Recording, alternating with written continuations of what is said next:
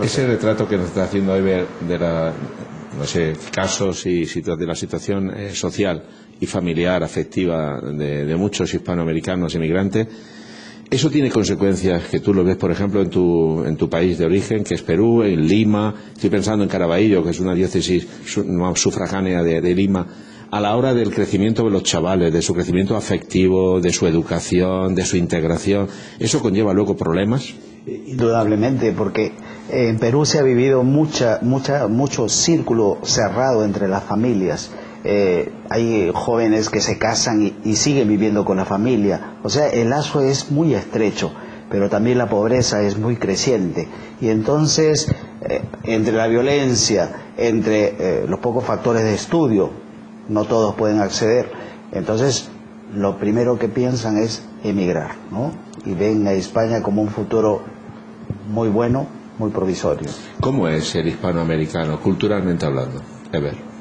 Pues nos encontramos en ese momento con distintos niveles, pero lo normal o lo típico es una persona que está dispuesta a trabajar, que está dispuesta a superarse, que si tiene que retomar las cosas desde el comienzo, quiere hacerlo, es una persona luchadora y sobre todo sin miedo. Obviamente tendrá un miedo interior a la expectativa que va a poder pasar, pero sin miedo en cuanto se arriesga y, como se decía en el argot popular, salta el charco y no le importa lo que tenga que hacer, si tiene que sufrir, si tiene que pasar hambre o frío.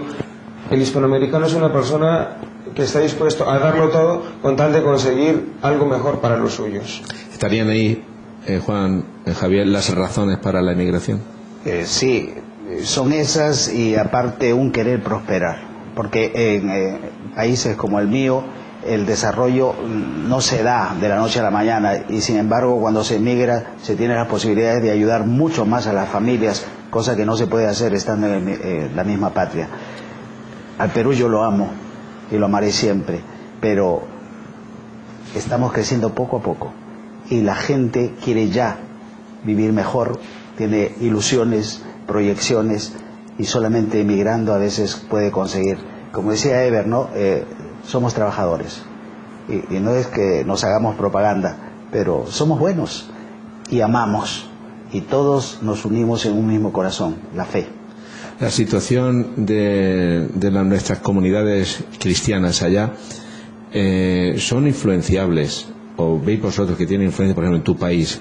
Cuando hablas de Colombia, vamos a hablar en plata, por desgracia, y creo que injustamente se habla y se piensa en la droga, en el cártel, se piensa en la violencia guerrillera, donde durante décadas parece ser que lugares extensísimos, geográficamente hablando, pues prácticamente no se podía entrar ni por el ejército de la nación. Es decir, y hablar de Perú es hablar muchas veces, pensar en Sendero Luminoso. Esas situaciones de injusticia son caldo de cultivo también, pues, no sé, para el alejamiento a veces de la vida familiar, de la vida comunitaria, de la vida cristiana. ¿Y qué puede aportar la fe, la comunidad cristiana en la solución de estos problemas? Cualquiera de los dos. Bueno, indudablemente que la violencia es parte de una desintegración familiar, porque la poca educación a la cual tenemos acceso hacen que el vínculo se vaya rompiendo poco a poco. Pero la fe tiene mucho que ver, porque yo pienso que la iglesia es la integradora de las familias. Nosotros decimos que el núcleo de toda sociedad es la familia, sin familia no hay sociedad. Entonces, y nosotros como iglesia tratamos de que ese vínculo permanezca, y siempre manteniendo la fe en el corazón del creyente. A ver.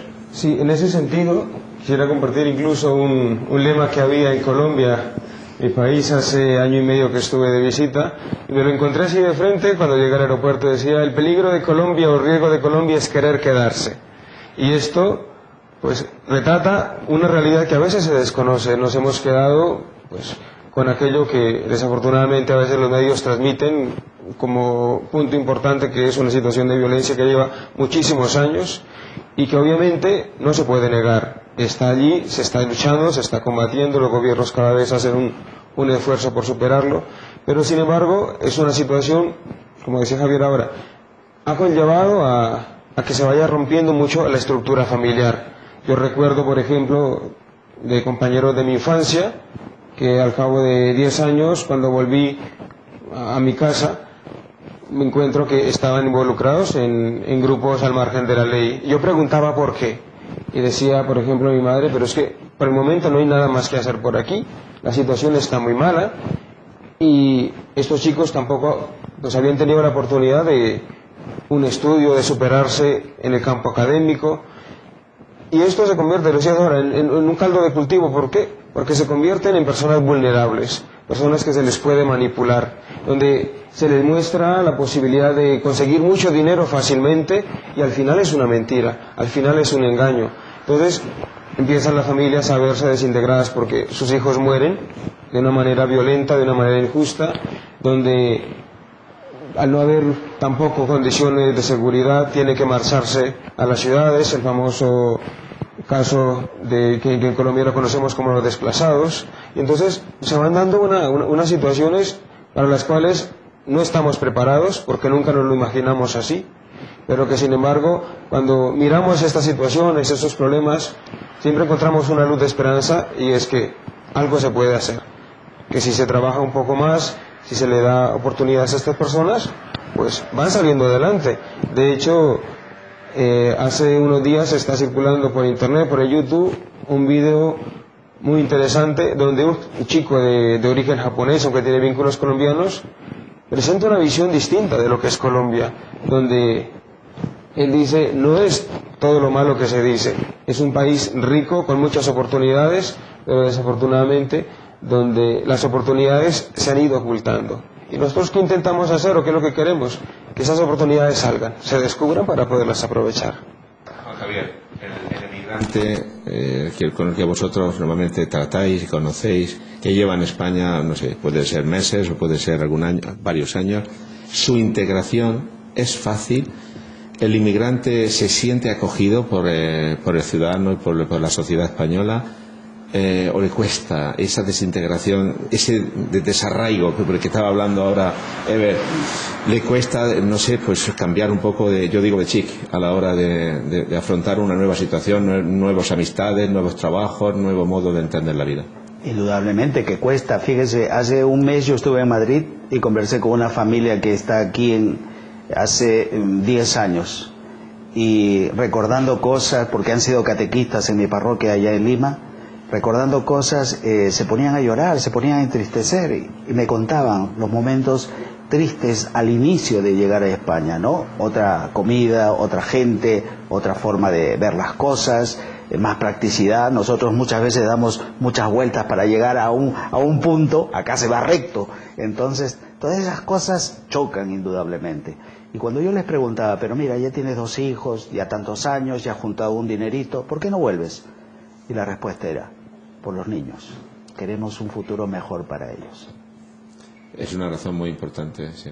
Indudablemente. Bueno, amigos, hemos hecho una especie de retrato, no sé si robot, pero sí sociológico, humano, de la realidad del emigrante, en este caso hispanoamericano. Hemos tratado de acercarnos a Hispanoamérica muy sucintamente. Vamos a dar un pasito más y nos vamos a acercar desde la perspectiva creyente, religiosa, en este caso cristiana católica. ¿Cómo es el hombre y la mujer hispanoamericano? Desde aquí a veces se dice, se piensa, por lo que se ve, ¿no?, que el hispano o el hispanoamericano es más religioso que el español. ¿Es eso ante todo un tópico o es verdad? Para mí es una realidad, pero yo primero diría, ¿quién ha sembrado esa evangelización en nuestros corazones? Ha sido, como decíamos hasta hace poco, la madre patria, España. Si bien es cierto, todavía continúa ese calor y esa efervescencia, pero también hay mucho de religiosidad popular que hay que ir cambiando poco a poco, ¿no? Yo pienso que la Iglesia en Perú está trabajando incesantemente para que los niños y los jóvenes asistan cada vez más masivamente, y dándole, como he visto que acá también lo damos, señor Rafael Palmero, mucha prioridad a los laicos. Este es el tiempo de los laicos. Y si los laicos se integran, mueven y trabajan, pues la Iglesia yo creo que tiene para muchos siglos más. Cuando tú has celebrado en Colombia poquito, porque llevas muy poco de sacerdote, Ever, pero cuando tú recuerdas unos años atrás, cuando, bueno, o tu adolescencia o tu niñez en tu país, las misas masivas, la gente joven que decía Juan que llenaba y llena las iglesias. Y te has encontrado con la realidad de España, de este Alicante nuestro. ¿Ha habido algún choque? Sí, al comienzo, yo recuerdo los primeros días que fueron en Madrid, me llamaba la atención una cosa, el rito celebrativo, la celebración propiamente dicha, la encontraba sobria, muy calmada, muy tranquila, y el concepto me parecía aburridora. Al comienzo yo decía, esto no parece una misa. Es una misa porque veo el cura allí, porque está todo lo que tiene que ver con la Eucaristía. Pero claro, es una manera distinta porque es un estilo propio de unas personas de una cultura específica. ¿Qué extrañaba yo?